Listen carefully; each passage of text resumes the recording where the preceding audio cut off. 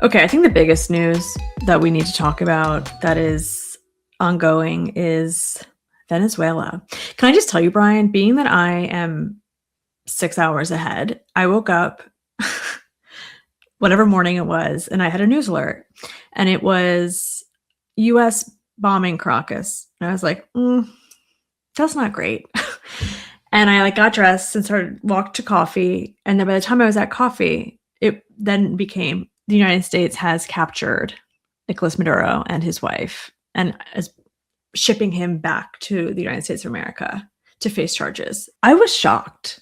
Rightfully so. Here's how I'm thinking about Venezuela. Nicolas Maduro is a horrific dictator, and I am not sad that he is not in power. What I am angry about are the following things. One, Trump taking military action to enact regime change in South America without consulting Congress. Two, Trump committing tens, if not hundreds of billions of dollars to oil companies for them to go profit off of the oil that they take from Venezuela. Three, Trump saying that the U.S. now runs the country of Venezuela when we have major problems domestically that he has done nothing to solve, namely the cost of everything. I don't know how people can defend his actions without just saying, look, Venezuelan people are happy, right? That's the only thing that people come back to for me. And that doesn't address any of these lasting, deep concerns about the implications of such a reckless action. Yeah, I want to play a clip for you, actually. The War Department will not be distracted by democracy building, interventionism, undefined wars, regime change, climate change, woke moralizing, and feckless nation building. That is hilarious. A month December later. 6th. Yep, a month later. Look at what. How many of those things did they just check off at the same time? We instituted regime change in Venezuela. We are now committing tens of billions of dollars to nation building to rebuild infrastructure in Venezuela. I forget all the other things. Climate change. What else did he say? Regime change. I mean, the Republican Party is noodling quite a bit in this moment on if it's a regime change or not. I don't know if there's that much value in having that conversation, because the fact is that we kidnapped Maduro and took him out of the country. And they're claiming that because they have chosen to keep current members of the regime in power, therefore they're not doing a regime change. Comical.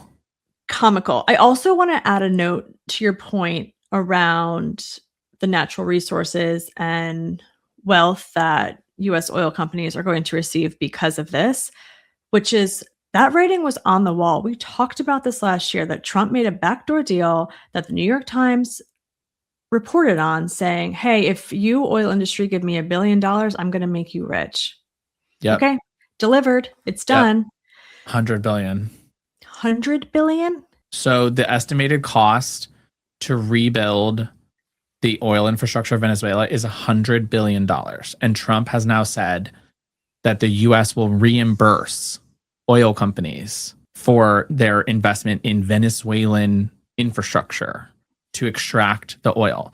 That would be more money than we sent to both Ukraine and Israel combined last year. So our taxpayer dollars are paying for oil companies to cash out on Venezuelan oil? That's what it sounds like to me. They're making it up as they go. The other reason that we have to mention that this ostensibly is happening is now Trump is trying to send all Venezuelans back to the country. They put out a message within 48 hours of bombing Venezuela saying, Venezuela is now free. And if you're a Venezuelan in the US, you should go home and go work on your own country. So they're trying to now mass deport hundreds of thousands of Venezuelans, number one. Number two, this was all part of an opening salvo, if you will, where Trump has already threatened Colombia, Mexico, Cuba, and other countries, saying that they're next, openly saying that he's going to pursue regime change there as well. And then finally, I have heard murmurings that they could be so focused on the Venezuelan oil to stabilize the oil market while they pursue regime change in Iran. That after bombing Iran last year, Trump has more plans for American involvement in Iran, and Iran's like chip in that fight is how much they control global oil prices. And so by taking control of the largest oil supplier in the world, or largest oil deposit, I guess, in the world, Trump will be able to basically stabilize the price of oil while they attack Iran. So I don't know the validity of that, but I have seen some speculation there as well. So by all accounts, to your point earlier, they're talking about Trump for the Peace Prize on the right, which is just laughable when you just look at him starting new armed, deadly conflicts in every corner of the globe.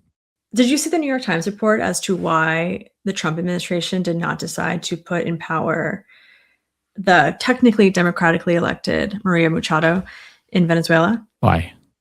Because she didn't give him her Nobel Peace Prize. And then cut to, I mean, her intense morality, which is why she was voted for by the Venezuelan people, has been eroded by Donald Trump, because she is now saying, oh, I just need to see him and then I'll give him the Nobel Peace Prize. But I think that ship has sailed. I think that the Trump administration really just wanted to keep in power whoever was going to make these oil deals as efficient and effective as possible. And that is why we are dealing with what we're dealing with. Week 1, 2026. Week 1, here we are.